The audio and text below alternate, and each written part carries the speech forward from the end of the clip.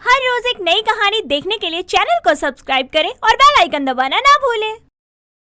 मोहित अपनी मां नीतू और पत्नी विभा के साथ रहा करता था। मोहित मजदूरी का काम किया करता था, पर फिर भी वो अपने परिवार के साथ काफी खुश था। ऐसे ही एक दिन मोहित अपने काम से अपने घर आता है। तभी गांव का साहूकार मोहित के पास आता है और उससे बोलता है, अरे मोहित, आज से 3 महीने पहले तूने अपनी माँ के इलाज के लिए 50,000 रुपए लिए थे। वो पैसे देने भी है या नहीं? भूल गया क्या उन पैसों को?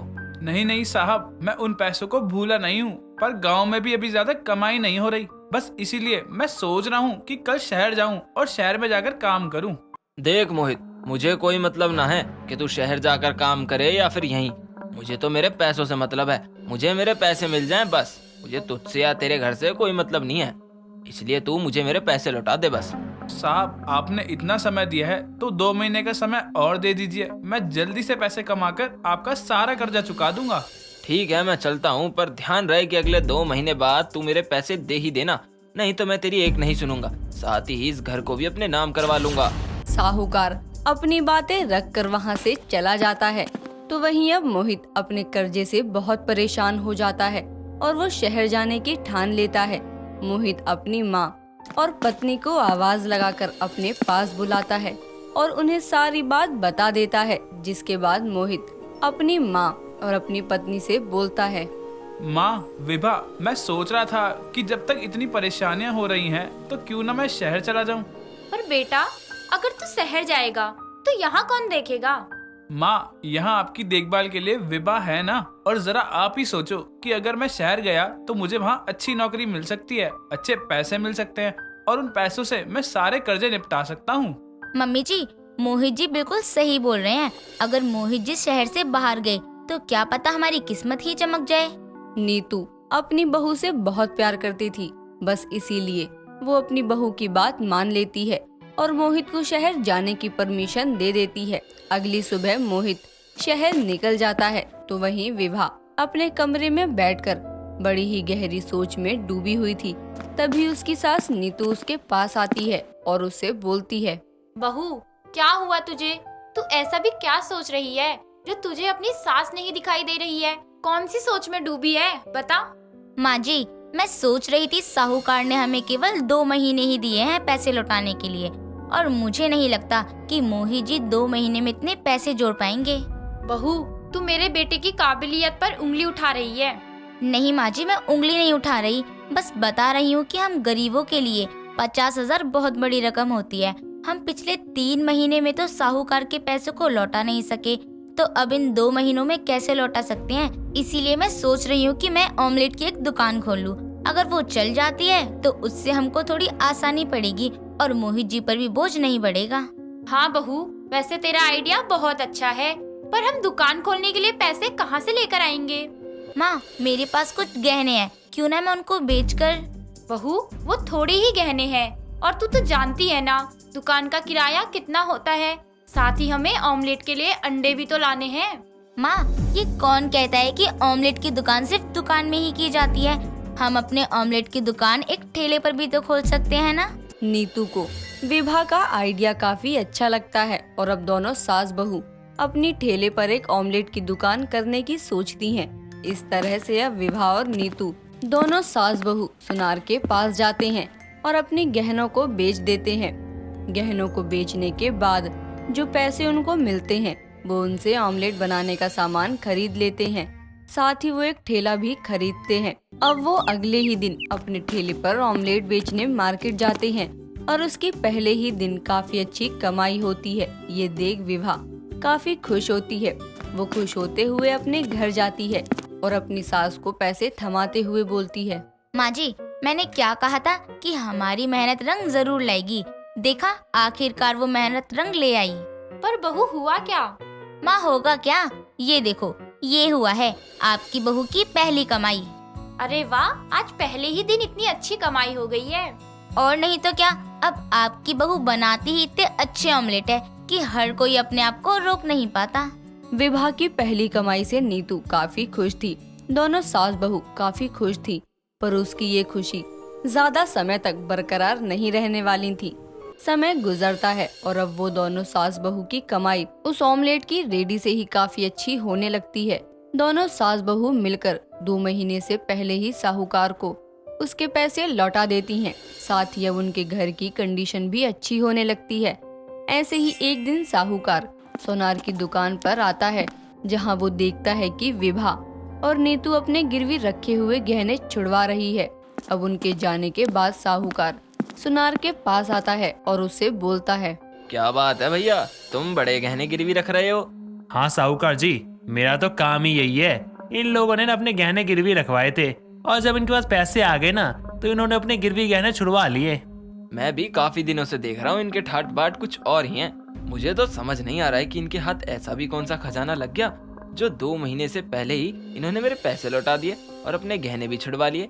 खैर जो भी है, मुझे इनके पीछे का सच पता लगाना होगा। साहूकार जी, पता क्या लगाना है? आप कौन सी दुनिया से आए हो अभी? सभी को पता है कि इनका ऑमलेट का बिजनेस काफी अच्छा चल गया, इसलिए इनकी इनकम बहुत अच्छी हो गई है। क्या वो रेडी? भैया वो रेडी नहीं है, इनकी रोजी रोटी है वो। अच्छा तो ये बात है, पर कोई बात नहीं, मैं भी इस गांव का साहूकार हूँ। मैं कभी भी किसी को खुद से आगे नहीं बढ़ने दूंगा। अगर मुझसे कोई आगे बढ़ेगा तो मैं उसको छोड़ूंगा नहीं। साहूकार जी क्या हो गया, किस सोच में डूब गए आप? नहीं नहीं कुछ नहीं, अच्छा मैं चलता हूँ। साहूकार सुनार की दुकान से अपने घर चले जाते हैं तो वहीं नीतू अपनी बहू से बोलती है, बहू, मैं क्या सोच रही थी कि जब हमारा खुद का बिजनेस अच्छा चल रहा है तो हमारा मोहित शहर में क्यों है, हम उसको यहीं अपने पास ही बुला लेते हैं। हाँ माँ जी, आपने सही कहा। मैं अभी मोहित जी को फोन करती हूँ। अपनी सास के कहने पर विभा अपने पति को फोन करती है और उसको घर बुला लेती है। ऐसे ही अब कुछ दिन और बीत जाते हैं और एक दिन जब विभा मार्केट में अपनी रेडी लगाती है तब साहूकार के कुछ गुंडे विभा के पास आते हैं और उसको धमकी देते हुए बोलते हैं, देख लड़के, अगर तुझे अपनी जान प्यारी है या अपने परिवार से तुझे प्यार है तो आज के बाद तू ये रेडी यहाँ नहीं लगाएगी, समझी तू? पर आप लोग हैं कौन और आप लोगों की हिम्मत कैसे हुई मुझे धमकी देने की? विभा उन गुंडों से सवाल कर ही रही थी, तभी वहाँ साहूकार आता है और उसको बोलता है, मेरे द्वारा भेजे गए गुंडे हैं, समझी तुम? तूने क्या सोचा कि एक छोटा सा ठेला लगाकर तू मुझे हराएगी? देख विभा, मेरी तुझसे कोई दुश्मनी ना है, इसलिए मैं तुझे कुछ नहीं कर रहा, लेकिन बस मैं ये चाहता हूँ कि तू इस मार्केट में अपना ठेला ना लगा, क्योंकि मैं अपने आप से आगे किसी को भी नहीं बढ़ने दूंगा, समझी तू? और दूसरी बात ये कि इस मार्केट में मैं अपनी एक दुकान खोलूंगा और मेरी दुकान तब तक नहीं चलेगी जब तक तू यहाँ से ऑमलेट बेचना बंद नहीं करेगी। इसीलिए मैं आशा करता हूँ कि तू समझ गई होगी। अपनी बातें पूरी करके साहूकार वहाँ से चला जाता है, पर कहते हैं ना, हर काली रात के बाद एक नया सवेरा जरूर होता है। ठीक उसी तरह कुछ विभा के साथ भी हुआ। विभा उदास होकर जब अपने घर जाती है तो उसको उदास देख मोहित बोलता है, क्या हुआ विभा, तुम इतनी परेशान क्यों हो? उनकी बात सुनकर नीतू भी आती है और अपनी बहू को उदास देख बोलती है, हाँ बहू, बता क्या हुआ। अपनी सास और पति की बातें सुनकर विभा अब सब कुछ अपने पति और सास को बता देती है। ये जानने के बाद मोहित बोलता है, अरे तो क्या हुआ, अगर वो हमें हमारी रेडी मार्केट में नहीं लगाने दे रहे तो? तुम्हें पता है जब मैं शहर गया था ना तब मैंने देखा था कि बस स्टैंड पर दूर दूर तक कुछ भी खाने को नहीं था। इस बात से हमारे ऑमलेट के ठेले का क्या मतलब? मतलब है ना, देखो वहाँ कुछ नहीं है और अगर उन्हें वहाँ एक ऑमलेट वाली दिख गई तो हमारी कितनी बिक्री होगी। विभा को मोहित की बात पसंद आती है और अब वो अगले दिन अपने पति मोहित के साथ बस स्टैंड पर जाती है और अपने ऑमलेट बेचने लगती है। बस स्टैंड पर भी विभा के ऑमलेट अच्छे से बिकते हैं और इस तरह विभा दिन दोगुनी रात चौगुनी कर लेती है, जिसके बाद विभा ऑमलेट वाली बहू के नाम से जानी जाने लगती है। गीता अपनी फ्रेंड जैस्मिन की शादी में आई होती है, जहाँ पर उसे जैस्मिन की शादी का जोड़ा और उसका चूड़ा बहुत ही ज्यादा पसंद आता है और स्टेज पर वो उसके साथ पिक्स क्लिक करवाने के बाद उसके कान में धीरे से बोलती है, यार जैस्मिन, तू आज कितनी अच्छी लग रही है। अच्छा एक बात कहूँ? हाँ बोल ना। यार मुझे ना तेरा ये शादी का चूड़ा बहुत अच्छा लग रहा है। कहाँ से लाई है तू? मुझे भी पहनना है तेरे जैसा चूड़ा। पागल, ये शादी का होता है, शादी के दिन और शादी के बाद ही पहनते हैं इसे। चल तो अपनी शादी एंजॉय कर, मैं जरा पेट पूजा कर कर आती हूँ। इतना कहकर वो फूड सेक्शन में खाना खाती है और कुछ देर तक शादी में रुकने के बाद वापस अपने घर लौट जाती है। और 3 दिन के बाद वो अपनी फ्रेंड की शादी की पिक्चर्स को स्टेटस पर देखती है और उसने चूड़े के साथ बहुत सारी सुंदर सुंदर पिक्स जो लगाई होती है, ये देखकर वो खुद से कहती है, यार कितना सुंदर चूड़ा है, मेरा भी मन कर रहा है अब तो पहनने का। कुछ दिन यूं ही बीत जाते हैं। गीता चांदनी चौक जाती है, जहां वो अलग अलग तरीके के नए नए डिजाइन के चूड़े देखती है जो कि उसे बेहद पसंद आते हैं। और वो वहां से 2-3 तरीके के अलग अलग चूड़े लेकर अपने घर आ जाती है और फिर मिरर के आगे खड़ी होकर चूड़ा पहनकर पोज मारती है और चूड़े खनकाकर कहती है, वाओ कितना सुंदर लग रहा है गीतू ये चूड़ा तुझ पर। हाय कब होगी मेरी शादी, कब पहनूंगी मैं ऐसे चूड़ा। हाय मुझसे शादी तक का वेट नहीं होता। एक काम करती हूँ, जल्दी से इंस्टाग्राम पर वीडियो बनाकर डाल देती हूँ, फिर चाहे कोई कुछ भी कहता रहे मुझे फर्क नहीं पड़ता। इतना बोलकर वो उन चूड़े को पहनकर पिक्चर्स और वीडियोस बनाकर इंस्टाग्राम पर अपलोड कर देती है, जिसके बाद लोग उसे बहुत ही अच्छे अच्छे कमेंट्स पास करते हैं। ऐसे ही एक दिन वो लाल रंग का चूड़ा पहनकर गलती से अपनी मम्मी सविता के सामने आ जाती है, जिसे देखकर वो बोलती है, अरे गीता ये क्या है, तूने शादी का चूड़ा अभी से क्यों डाल रखा है? कहीं तूने भागकर किसी को बिना बताए शादी तो नहीं कर ली ना? सच सच बता दे मुझे। अरे मम्मी थामा रुको, लेट मी एक्सप्लेन यार। वो तो मुझे चूड़ा बहुत पसंद है, इसीलिए मैं 2-4 चूड़े अपने लिए मार्केट से खरीद कर ले आई। ये देखो। हाँ अच्छे तो बहुत है, पर ये बता कि तूने पहने किस खुशी में है ये? अरे मम्मी वो तो मैंने बस ऐसे ही थोड़ी देर के लिए घर पे पहन लिया था, एक आपके लिए भी लेकर आई हूँ मैं। अच्छा तो फिर जल्दी से दिखाना मुझे। इतना कहकर गीता अपनी मम्मी को दूसरा चूड़ा ला कर देती है, जो कि सविता को बहुत ही ज्यादा पसंद आता है। समय गुजरता जाता है। सविता के पास उसकी बेटी के लिए एक परितोष नाम के बहुत ही ज्यादा सुंदर और मेहनती लड़के का रिश्ता आता है, जिसके बाद वो उस लड़के को उसकी मम्मी मंजू और पापा रमेश को अपने घर बुला लेती है। तो वहीं गीता हाथों में चाय नाश्ता लेकर आती है और सभी को दे देती है। मंजू को अपने लड़के के लिए गीता बहुत पसंद आ जाती है। दोनों घर वाले आपस में बातचीत करके रिश्ता पक्का कर देते हैं और एक दूसरे को मिठाइयाँ खिलाते हैं। तभी दोनों पेरेंट्स की मर्जी से वो दोनों लड़का लड़की आपस में बात करने के लिए छत पर चले जाते हैं। गीता, मैंने आपको शायद पहले कभी कहीं देखा है। अरे आपने मुझे कैसे देख लिया? मैं तो खुद आपको पहली बार देख रही हूँ। नहीं, मैंने आपको देखा है। हाँ, याद आ गया। आप तो वही है ना जिसने इंस्टाग्राम पर अपने चूड़े के साथ फोटो और वीडियो बनाई है? जी ये तो मैं ही हूँ। ओह अच्छा, तो यहाँ देखा है आपने मुझे। हाँ, इसका मतलब आप पहले से शादीशुदा हैं। तो फिर मुझसे क्यों शादी करना चाहती हैं आप?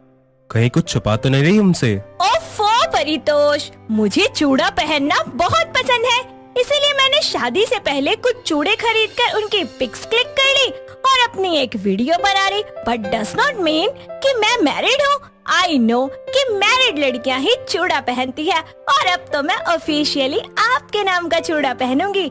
आपको मैं पसंद तो हूँ ना? हाँ गीता जी, मैं आपको उसी दिन से बहुत पसंद करता हूँ। ओहो, तो ये बात है। पंडित जी अगले हफ्ते ही दोनों की शादी का शुभ मुहूर्त निकाल देते हैं और पूरे विधि विधान के साथ उन दोनों की शादी हो जाती है, जिसमें गीता अपने चूड़े के साथ शादी में ढेर सारी पिक्चर्स को क्लिक करवाती है और शादी के बाद वो अपने ससुराल में जीन्स और क्रॉप टॉप के साथ हाथों में चूड़ा पहनकर तैयार हो जाती है। और तभी उसकी सास उसे बुलाते हुए बोलती है, अरे बहू, तेरी आज पहली रसोई है, तो क्या बनाया है तूने? वो मम्मी जी, आज मैंने जलेबी बनाई है। हे भगवान, अरे ये क्या पहना है बहू तूने? शादी के अगले ही दिन कोई ऐसे कपड़े पहनता है क्या ससुराल में? अरे लाज शर्म भूल कर आई है क्या? छी छी छी, अरे राम राम, तेरा सारा बदन दिख रहा है।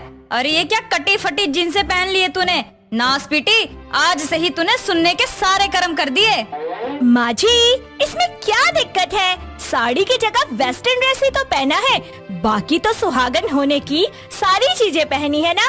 गले में मंगलसूत्र, मांग में सिंदूर, हाथों में चूड़ा, पैरों में पायल, सब है ना माँ जी? हाँ हाँ, बस तेरे कपड़े छोड़कर बाकी सब कुछ है। ओफो माँ जी, मैं आजकल की मॉडर्न बहू हूँ, देखो मैं कितनी अच्छी लग रही हूँ। अरे बेशरम बेहया, तेरे ससुर जी ने अगर तुझे ऐसी हालत में देखा तो क्या होगा? जाकर साड़ी पहन कर आ जल्दी से। माँ जी प्लीज पहनने दीजिए ना।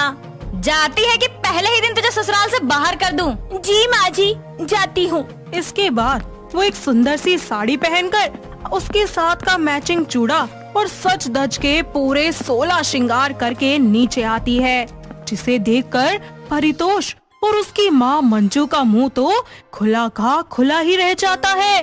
तभी मंजू उससे बोलती है, अरे वाह मेरी सोनी बहू, अब देख खुद को कि तू कितनी सुंदर और संस्कारी लग रही है। बिल्कुल लग रही है ना कि नई बहू को जैसा होना चाहिए ससुराल में वैसा ही दिख रही है तू। थैंक यू माँ जी। अरे दूधो नहाओ पूतो फलो, सदा खुश रहो सदा सुहागन रहो। और ये ले, मेरे पास कुछ है तेरे लिए। क्या माँ जी, जल्दी बताइए। गीता जैसे ही उस गिफ्ट को खोलकर देखती है, उसमें एक बहुत ही ज्यादा खूबसूरत सा चूड़ा होता है और उसे देखकर वो बहुत ही ज्यादा खुशी से उछल पड़ती है और बोलती है, माँ जी आप ये मेरे लिए लेकर आई है। Thank you thank you thank you thank you so much. आप दुनिया की सबसे अच्छी सासू माँ है और अब से मैं हमेशा साड़ी ही पहनूंगी, जीन्स को तो मैं हाथ भी नहीं लगाऊंगी। कोई बात नहीं बेटा, वैसे भी गलती तो मेरी भी है। तुम तो आज के बच्चे हो, इसलिए तुमने वही किया जो तुम पहले से करते आ रहे हो। और ससुराल में तेरा पहला दिन था और पहले ही दिन मैंने तुझे डांट दिया, इसीलिए मुझे माफ कर दे मेरी बहू।